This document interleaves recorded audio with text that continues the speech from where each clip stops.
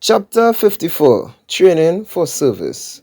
Considering the light that God has given, it is marvelous that there are not scores of young men and women inquiring, Lord, what wilt thou have me to do?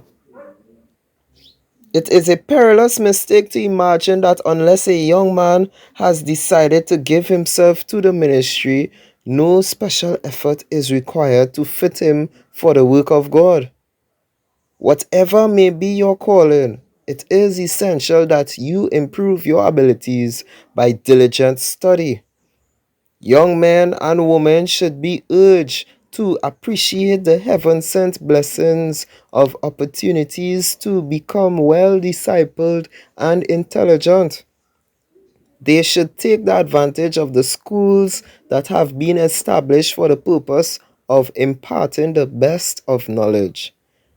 It is sinful to be indolent and negligent in regard to obtaining an education.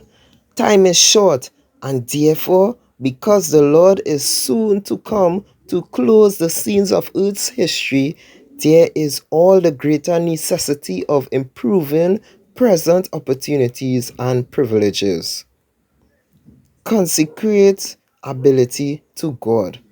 Young men and young women should place themselves in our schools, in the channel where knowledge and discipline may be obtained. They should consecrate their ability to God, become diligent Bible students, that they may be fortified against erroneous doctrine and not be led away by the error of the wicked. For it is by diligent searching of the Bible that we obtain a knowledge of what is truth. By the practice of the truth, we already know, increased light will shine upon us from the Holy Scriptures. Those who are truly consecrated to God will not enter the work prompted by the same motive which leads men to engage in worldly business, merely for the sake of a livelihood, but they will enter the work allowing no worldly consideration to control them, realizing that the cause of God is sacred. Preparation for future contingencies. The world is to be warned, and no soul should rest satisfied with a superficial knowledge of truth. You know not to what responsibility you may be called. You know not where you may be called upon to give your witness of truth. Many will have to stand in the legislative courts. Some will have to stand before kings and before the learned of the earth to answer for their faith. Those who have only a superficial understanding of truth will not be able to clearly expound the scriptures and give definite reason for their faith.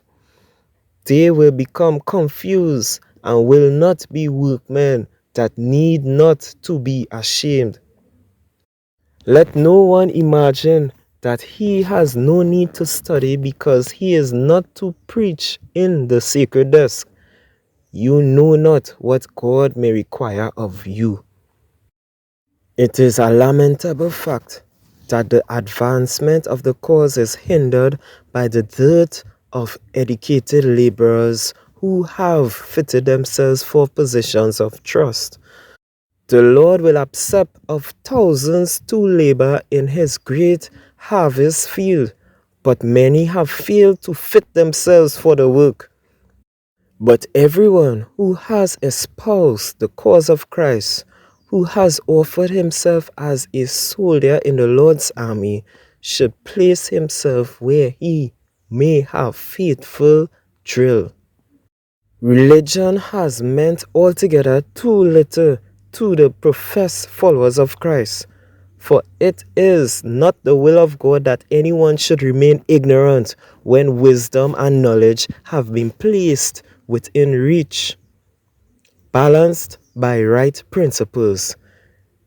It is not true that brilliant young men always make the greatest success. How often men of talent and education have been placed in positions of trust and have proven failures. Their glitter had the appearance of gold, but when it was tried, it proved to be but tinsel and dross. They made a failure of their work through unfaithfulness. They were not industrious and persevering and did not go to the bottom of things. They were not willing to begin at the bottom of the ladder and with patient toil ascend round after round till they reach the top. They walked in the sparks of their own kindling. They did not depend on the wisdom which God alone can give. Their failure was not because they did not have a chance, but because they were not sober minded. They did not feel that their educational advantages were of value to them, and so did not advance as they might have advanced in the knowledge of religion and science. Their mind and character were not balanced by high principles of right.